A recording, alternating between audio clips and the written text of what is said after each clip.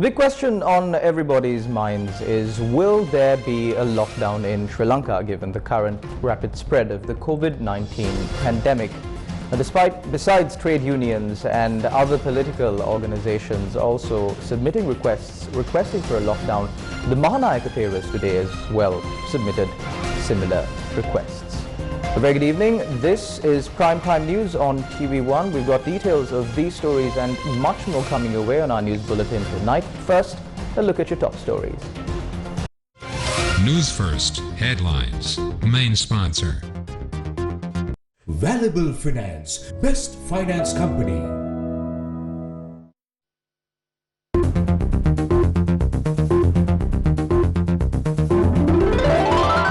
Lock down the country for at least a week.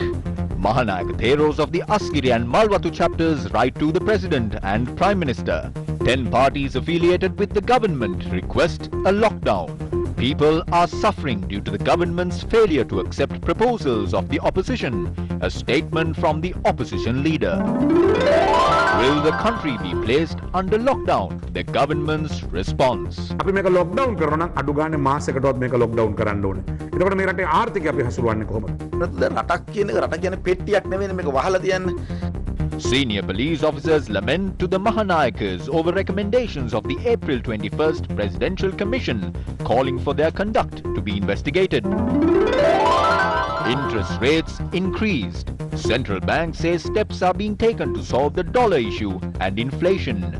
Prices of bread and bakery items to be increased from Monday. Prices of plain tea and milk tea also to be increased. News First headlines. Main sponsor. Valuable Finance, best finance company. In your top story tonight, the Maha Nayaka theories of the Malwatu and Asgiri chapters have called on the President and the Prime Minister to lock down the country for a week in order to prevent the spread of the COVID-19 pandemic. In a letter addressed to the President and the Prime Minister, the Maha Nayaka theories highlighted the need to adhere to the advice of public health experts to safeguard the lives of the general public. The letter requesting the head of state for a lockdown was signed by the Maha Nayaka Thero of the Malwatu chapter of the Siam sect, Most Venerable Tibbatuave Sri Sumangala Thero, and the Maha Nayaka of the Asgiri chapter, Venerable Varakagoda Sri Jnanaratana Thero. The Maha Nayaka Theros point out that the number of infections detected in the country are rising fast. The letter also highlights the risk of the possibility of new, more dangerous variants of the virus spreading in the country. The Maha Nayaka Theros also point out that the World Health Organization has cautioned Sri Lanka of dangerous times ahead with the spread of the virus in the country.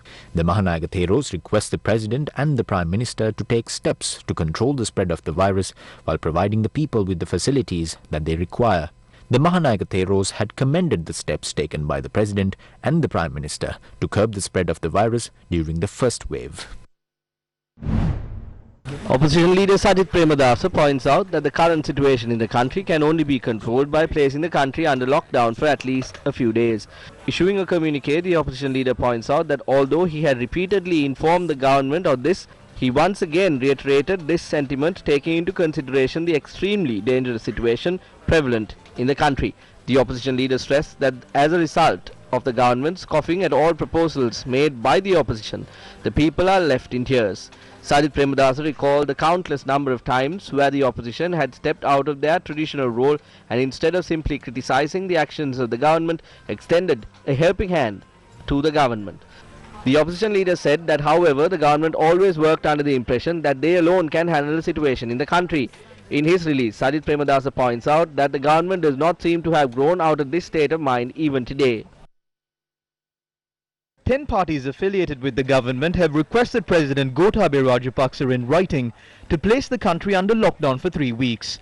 The 10 parties said that they believe that if the country is not placed under a lockdown for at least 3 weeks, the number of cases being reported cannot be reduced and the health system of the country will be overwhelmed. The letter was signed by Athuraliya Ratanathera from the Ape Janabala Party, Minister Vasudeva Nanayakara from the Democratic Left Front, Professor Tissa Vitarana from the Lanka Samasamaja Party, Minister Vimal Weerawansa from the National Freedom Front, Minister Udaya Gammanpilla from the Pivituru Helorumea, ALM Ataullah from the National Congress, Tiran Alas from the United People's Party, and Dr. G. Veerasinghe from the Sri Lanka Communist Party, Asanka Navaratna from the Sri Lanka People's Party, and Govinda Kumaratunga from the Yuthakama National Movement. The 10 constituent parties point out that a 3-week snap lockdown will break the chain of infections in the country. The letter to the President points out that fear of the virus among the public has caused many operations in the country to stall, although the country continues to remain open. The representatives of the 10 parties point out that once the spread of the virus is under control, people will resume their economic activities and have faith in the local economy. They requested the President for an all-party mechanism to address this national calamity. If we want to stop this cycle, we will have to lock down the country. This is a decision we must take even if we are unwilling to do so. We firmly request the President to make this decision. He will have to take this decision as he is the leader who is sensitive to the issues of the people in the country. This cannot be disregarded right now. While we support the government, we will always point out such decisions that should be taken at the right time. The Sri Lanka Freedom Party, also affiliated with the government, have requested for a lockdown in response to the rise in COVID-19 cases in the country.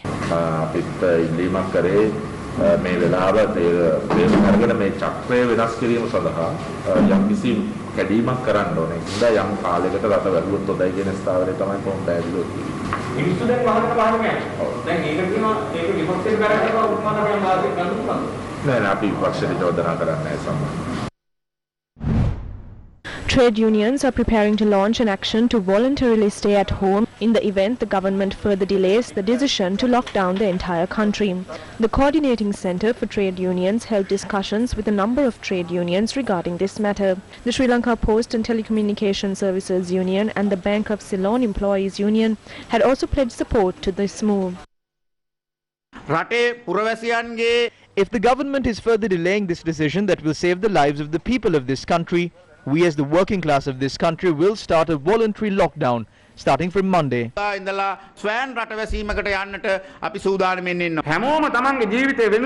Everyone is making a request for the country to be closed down for 10 days to save their lives, work according to the recommendations of the health sector, provide low-income families with an allowance, protect the lives of the people of this country. That is the responsibility of a leader. That should be the responsibility of the government of a country.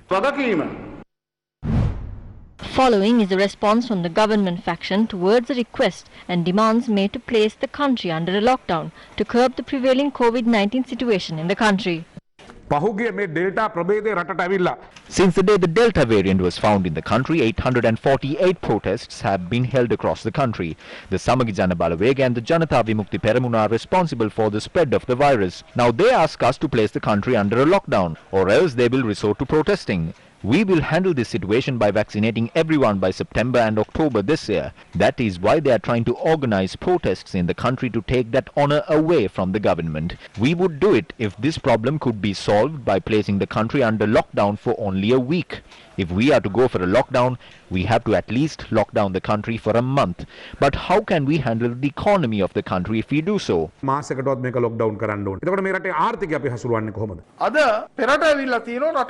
Several groups and gangs have come to the forefront, forcing the government to place the country under lockdown. But their ulterior motive is not to combat the COVID-19 pandemic in the country. They think that the government will be inconvenienced by doing this. When the president is taking certain decisions, we can see that some people are trying to display that those decisions were taken solely by them. Our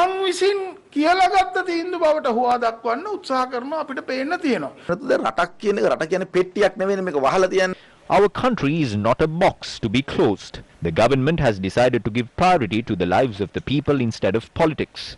We are not reluctant to shut down the country, but the government is of the stance that there is no need for such a thing at the moment. What are the lies spread by the Samagi Jana Balawega and the Janata Vimukti Peramuna? They want to shut down this country and destroy its economy, but we will not let that happen. මේ රටේ ආර්ථිකය වහලා මේ රට විනාශ කරන්න ඒකට ආණ්ඩුවක් විදිහට ඉඩ දෙන්නේ නැහැ කියන එක අපි මේ වෙලාවේ කතා බහ කරන Meanwhile, the health trade unions and civil organizations of the Citizens Task Force to combat COVID-19 requested the government to impose an island-wide lockdown during a media briefing convened today. In a society full of selfish people, if the authorities continue to act selfishly as well, with a greed for power or bias towards certain political factions and lead our country to a point that it cannot continue to operate or discard the seriousness of loss of lives, then we would like to request the people of Sri Lanka, let us go into a voluntary lockdown. 186 COVID-19 deaths were confirmed for the 18th of August by authorities a short while ago. According to the Department of Information, 111 men and 75 women are among the deceased today. The number of COVID-19 patients identified today stands at 3,793, while there were 2,186 people who recovered from the virus. The death toll due to COVID-19 in the country currently stands at 6,604. Now, many areas in Sri Lanka have gone into a voluntary lockdown. Here are some of those areas. Shops in a number of towns were voluntarily closed down today. Shops in Kochikade were closed down for a week starting from today. The decision was taken by the Kochikade Traders Association. However, certain shops remained open. Representative Kochikade Traders Association warned these shop owners to close down their shops. A tense situation occurred between these shop owners and the representatives of the Traders Association.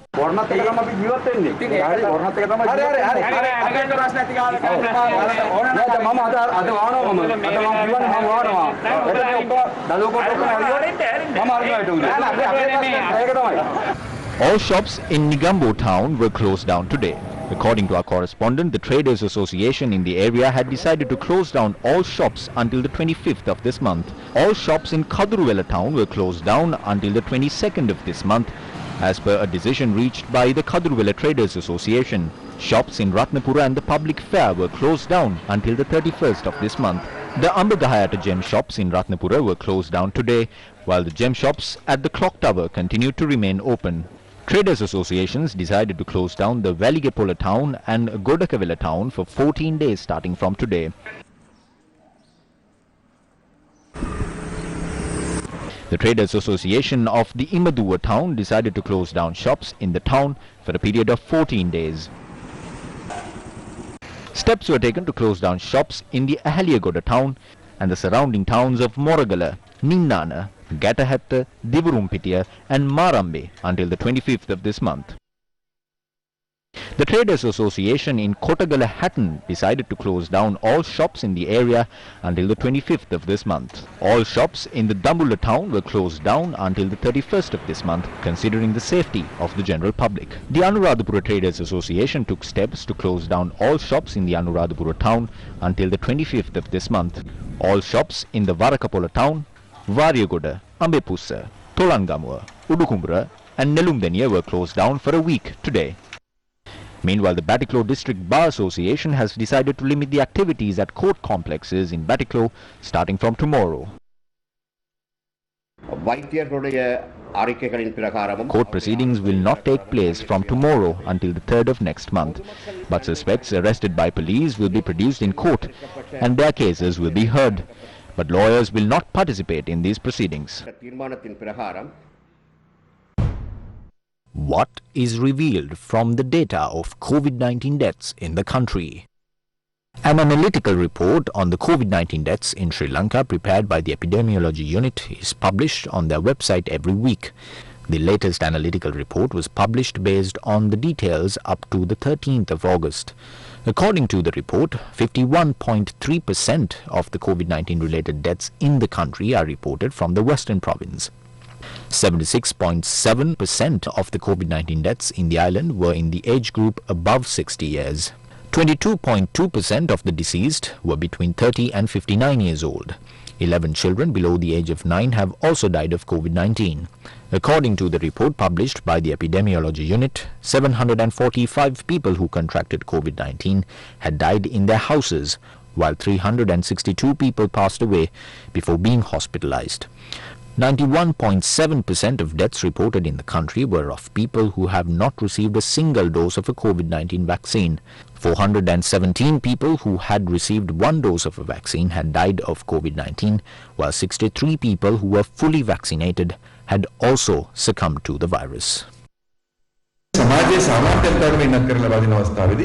The government was facing a serious issue in deciding on which sections of the community should be inoculated. First they said people between 30 and 60. Then they said they will inoculate people below the age of 30. Then they said that people above the age of 60. Then it was everyone above the age of 30. Some of the mothers and fathers above the age of 70 and 80 were turned away after being informed that they were only inoculating people between the ages of 30 and 60. Many of those who are dying now have not been vaccinated. This is the reason why many people above the age of 60 are dying.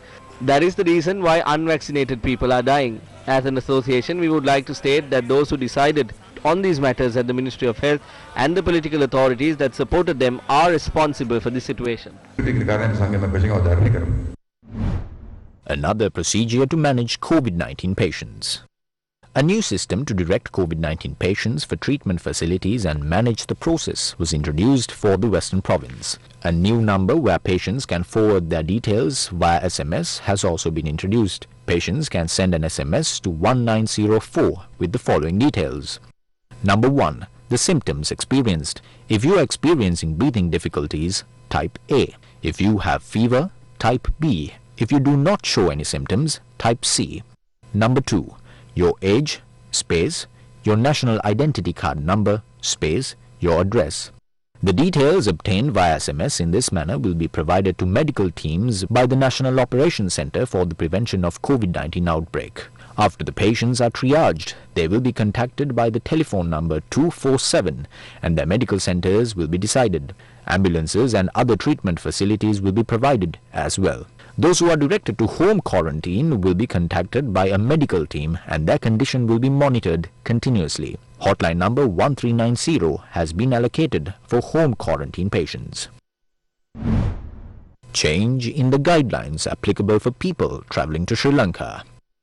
The Director General of Health Services has issued a new set of quarantine guidelines to be applicable to those who are arriving in the country from overseas.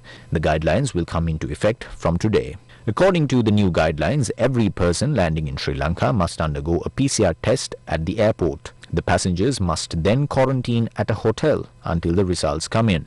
The guidelines further state that if the person's PCR test returns negative, that the person has not been fully vaccinated, he will have to undergo a 14-day quarantine. However, the 14-day quarantine period will not be mandatory for a fully vaccinated person who tests negative for the virus upon arrival.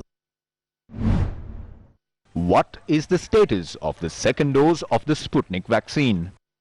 Data from the Epidemiology Unit of the Ministry of Health reveals that 144,564 people are awaiting the second dose of the Russian Sputnik vaccine. The Russian-manufactured Sputnik COVID-19 vaccine is an adenoviral-based two-dose vaccine. 159,081 Sri Lankans received the first dose of the Sputnik vaccine last month. The Epidemiology Unit of the Ministry of Health, however, said only 14,517 people received the second dose. The Sputnik vaccine was administered in Kandy, and during that process, those receiving the jab had to consent to only receiving the first dose of the vaccine. The first dose was administered keeping in mind that it was sufficient against COVID-19. The decision to administer the second dose has not been reached yet. The reason why we did not receive them immediately was beyond our control. According to a report released by the University of Sri Jayawardenepura, of those who received only one dose of the Sputnik vaccine, 88.7% were found to have developed immunity against COVID-19. This observation revealed that the immune system develops in the body 4 weeks after taking the first dose. Since there were a number of people who received the first dose of the vaccine but did not receive the second dose for several months after, we questioned the head of the Department of Immunology and Molecular Biology at the Sri Jayawardenepura University, Dr. Chandima Jeevandara, on the immunity levels of a person a month after receiving only the first dose of the vaccine. Dr. Jeevandara said investigations have not been carried out to identify how long the immunity will last as of yet. Valuable Finance, best finance company. Bellboy's got you covered. Download Bellboy today to get all your household appliance fixing and repairs done. Now available on Android and iOS. Welcome back to the news. A group of senior police officers, including senior DIG Deja Bandu Tindakun, called on the Maha Nayaka of the Askari chapter of the Siam sect, Most Venerable Varakagoda Sri Gnanaratana Thera today. The police officers informed the Maha Nayaka Thera that they are facing many hardships due to the investigations launched against them based on the recommendations of the Presidential Commission that investigated the April 21st attacks. The senior DIG in charge of the Western Province, Deja Bandu Tennakon, senior DIG Nandana Munasinghe, DIG in charge of the Nuwara District, Chandanathu Korala, SSP Sisila Kumara Herath in charge of the Monaragala Division, and ASP in charge of Mulativu, Nuwan Kumarasekara, called on the Chief Prelate today.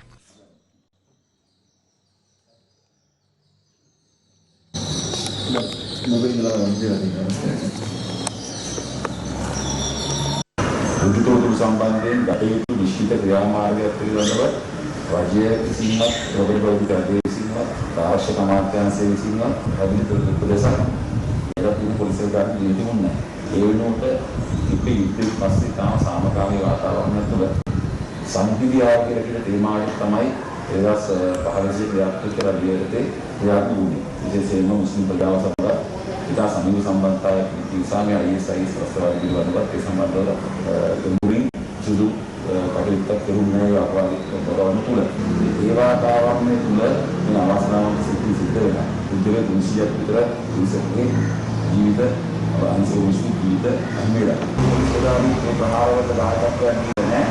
ඒ ප්‍රදේශවල රාජකාරී කරන නිසා ඒ වගේ මේකේ කරපු නිසා ඒ නිලධාරීන් විරුද්ධව අමම් විනයවලෝ අපරාධමය වශයෙන් පරිශෝධන පාර්තන කියලා යාපු කුසි සභාවෙන් නියම කරලා තියෙනවා. ඒතර ඒ නිලධාරීන්ට ගැටලුවක් පතුවලා තියෙනවා කියන හඳුන්වන්නේ මේ ජාතක කොමිසමේ තීන්දුව අනුව ඉතිරිවලා මේ නිලධාරීන් විරුද්ධව ඒ වගේ පරිශෝධන කරපුවාම ඒ අයගේ විශ්‍රාම දිවිට පවා නැත්නම් විශ්‍රාම පිටපත පවා ඩෙවලොප්මන්ට් තත්ත්වයකට එළඹිලා තියෙනවා. ඒ නිසා අපි වහන්සේලාගෙන් ආරම්භ ඉල්ලීමක් කරන්නේ ත්‍රස්තවාදී ප්‍රහාරවල ඍජු හෝ අප්‍රව සම්බන්ධතාවයක් තියෙන නිලධාරියෙකු විනා ඒ ප්‍රදේශ රාජකාරී කළ පමණින් ඒ නිලධාරීන්ව මේ වගේ පීඩනයක් ලක් කරනවා නම් ඉදිරියේදීත් ඇවිල්ලා පොලිස් නිලධාරීන්ගේ මානසිකත්වය සාම පහළ මට්ටමට ඇදවැටෙනවා වගේ අපි වහන්සේලාගෙන් නමස්කාර පූර්වක ඉල්ලීමක් කරලා අපි අභියාසන ඉදිරිපත් කරලා තියෙනවා. මේ සම්බන්ධව අදාළ තැන්වලට මොනවද කරන්න පිළිවෙලා මේ වගේ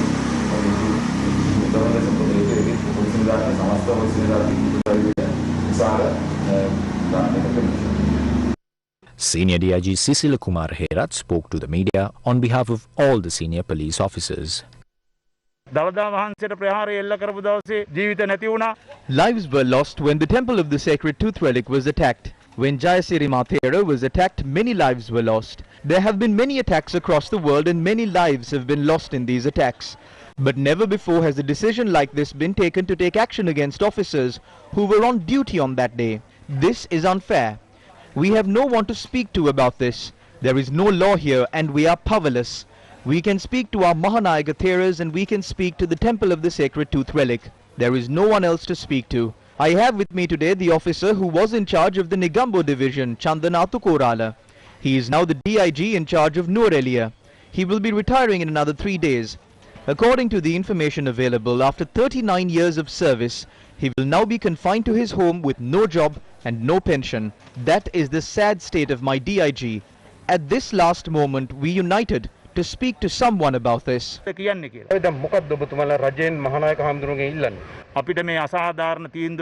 Change the unfair decision taken against us, and if cases are being filed, stop doing that and give us a fair judgment. We did not do anything wrong. Our senior officers had received information that requested them to look into the matter. While these matters were being looked into, the attack had taken place unexpectedly. Since the government of good governance wanted to pass the blame onto someone else, they are now preparing to sack 20 to 30 police officers and throw them in jail.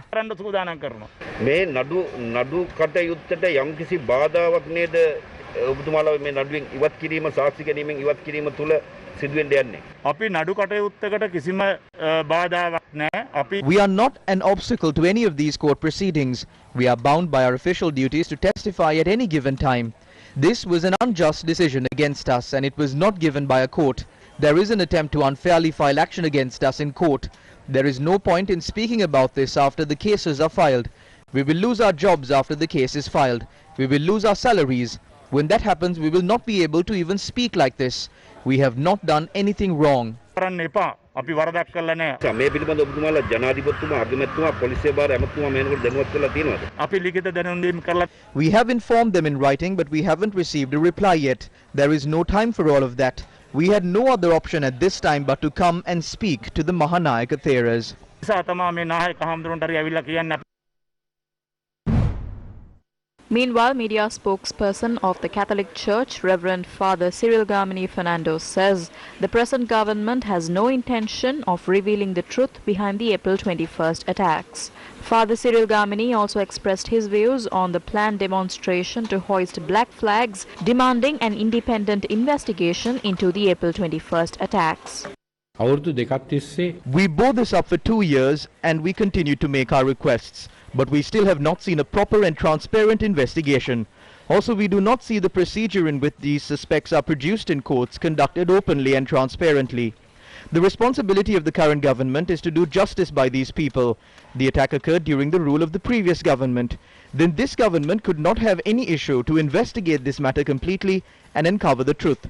That is why we can't understand why this matter is being procrastinated and why some facts of the incident are being swept under the carpet.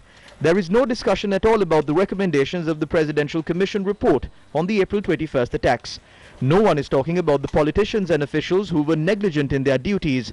Nothing is being said on what action will be taken against them. This must be clarified. We have a right to know as to if action is being taken or not, how is it being implemented, and who is doing it. There needs to be transparency here. The lack of transparency is the issue here. We do not feel that the government wants to honestly uncover the truth behind these attacks. Also, we do not feel that the government is pure enough in their intentions to take proper action against the politicians and officials who were negligent. That is the issue, and that is why we are exerting such pressure on the authorities.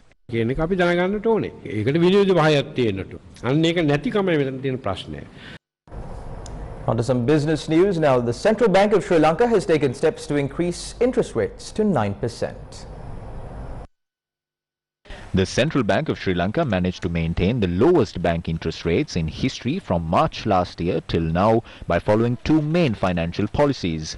They are lowering the interest rates on loans granted to commercial banks and interest rates on their savings or policy interest rates, reducing the minimum deposit rate that commercial banks must deposit with the central bank from their savings to 2%. Through these policies, the central bank sought to increase the amount of money utilized by the people and keep the economy in the country afloat.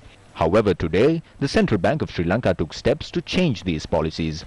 Accordingly, the central bank has increased the fixed deposit facility rate paid by commercial banks to them from 4.5% to 5%. The central bank announced that it had increased the fixed credit facility rate from 5.5% to 6% when lending to commercial banks. Meanwhile, commercial banks have taken steps to increase the mandatory statutory reserve ratio of the central bank from 2% to 4%. We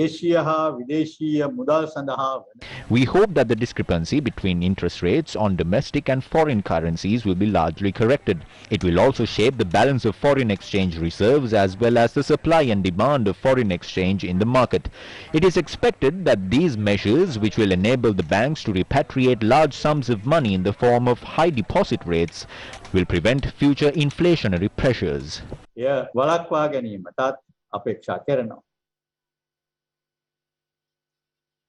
The governor of the Central Bank of Sri Lanka, Professor W.D. Lakshman, speaking to the media today, said that the CBSL has reached a gentleman's agreement with the banks to maintain the exchange rate at a certain level. The exchange rate remains at the levels which we agreed with the banks on a gentleman's agreement basis to maintain. That is less than 202 or 203 that position remains unchanged. But of course, we are aware of the deviations from that rate, both in the formal markets and also in the informal markets. We will have to expect some effect on this through the measures which have been taken today and announced. And also we will look into further possibilities of bridging the gap. But formally, we have not changed the exchange rate of the country. Official exchange rate of the country remains. The Central Bank of Sri Lanka also announced that the first tranche of $50 million under the swap facility from Bangladesh will be received this week. The total swap facility from Bangladesh is $250 million. The CBSL says that another $100 million will be received in 5 working days after the receipt of the first tranche. A decision has been reached to increase the prices of bakery items and other food items sold at canteens. For the first time in the history of Sri Lanka, the wholesale price of sugar in Colombo was 175 rupees. Coconut oil, palm oil, butter, yeast and even salaries of employees have increased. We decided to increase the price of bread by 5 rupees. The price of all other bakery items, including buns and short eats, will be increased by 10 rupees. That cannot be stopped. The price of a kilo of cake will have to be increased by 100 rupees. මේ පාංගෙඩියක මිල දැන් පසුගිය මාසෙත් මිල ගණන් වැඩි වුණා රුපියල් 60 තිබිච්ච 65 වුණා දැන් The price of bread was increased before from 60 to 65 rupees. From Monday this will be increased to 70 rupees. The price of sugar in the market is 170 rupees. If the price of bread is being increased by 5 rupees, we call on all restaurant owners to increase the price of a cup of tea to 25 rupees from Monday. We will definitely do that. The price of a half a loaf of bread and a plate of dal will be above 150 rupees. Palm භාගයයි පරිප්පු එකේ මිල රුපියල් 150 පයින්නවා. අද මොකද්ද කරේ මහ බැංකුව පොලි අනුපාත ඉහළ දැම්ම. එතකොට මේ උත්සාහ කරන්නේ වෙළඳ පොලේ තියෙන What did the central bank do today? They increased interest rates. They are trying to reduce the liquidity in the market. Because the liquidity in the market increased, the prices of goods increased. When interest rates are increased, money that is in circulation in the market will return to banks because the interest rates are high.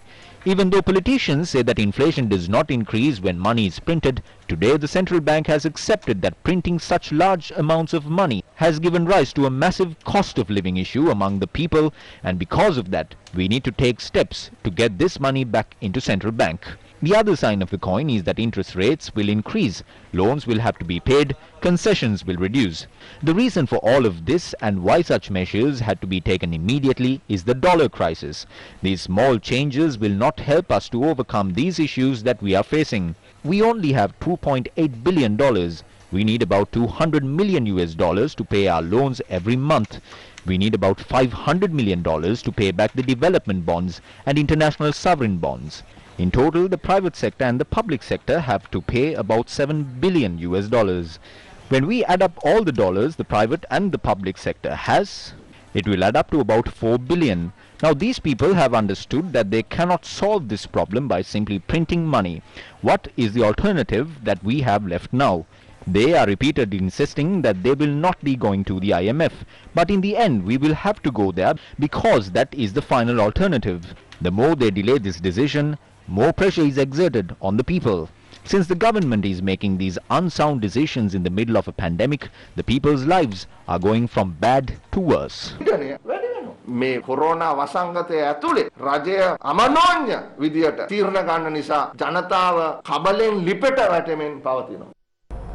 Several commercial banks in Sri Lanka have increased the rate of exchange applied at the time of purchase when carrying out international payments using debit or credit cards. This move, as experts say, will have an impact on the e-commerce industry as well as the overall economy of the country. The amount added to the rate of exchange at the time of billing stood at 2.5%. According to information made available by several commercial banks operating in the country, this value has now been increased to 7% on overseas transactions. However, the Central Bank of Sri Lanka says that they are only maintaining an 18% interest rate cap per annum and that this move by commercial banks is made individually by those respective banks. Only have an interest rate cap on the credit cards that is imposed by the central bank, which says 18% per annum.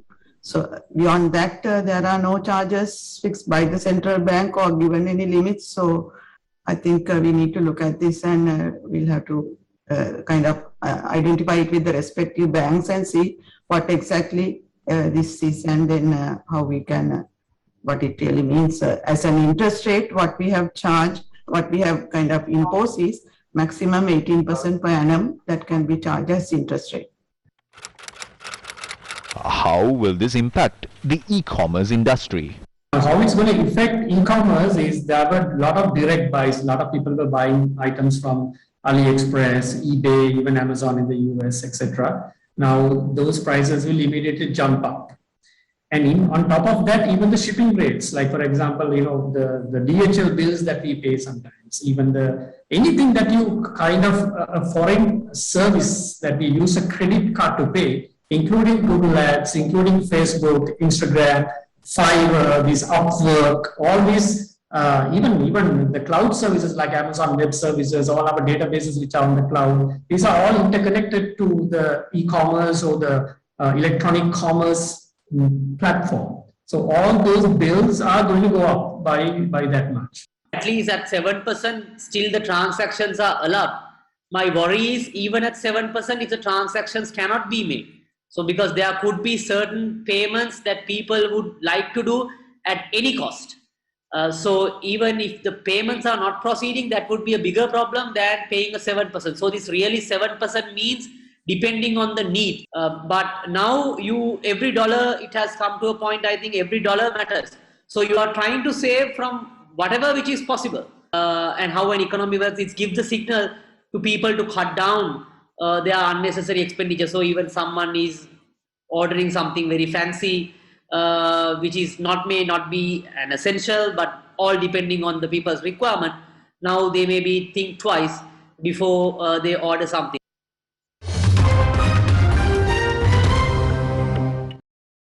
I'm Charlene Benedict for the Newsfirst team, along with our sign language interpreter for tonight, Brian De Cruz.